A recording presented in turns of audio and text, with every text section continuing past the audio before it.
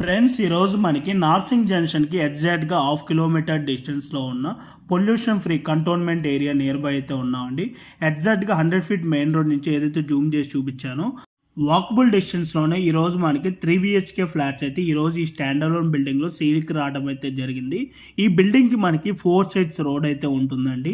మనకి ఇది వచ్చేసి 1850 స్క్వేర్ యార్డ్స్లో సెల్లార్ ప్లస్ 6+5 ఫ్లోర్స్లో HMD and RERA approved permission తోటి కన్స్ట్రక్షన్ చేశారు. మనకి ఇక్కడ ఈచ్ ఫ్లోర్కి వచ్చేసి 6 ఫ్లాట్స్ ఉంటాయి. టోటల్గా ఈ బిల్డింగ్లో 30 ఫ్లాట్స్ అయితే ఉంటాయండి.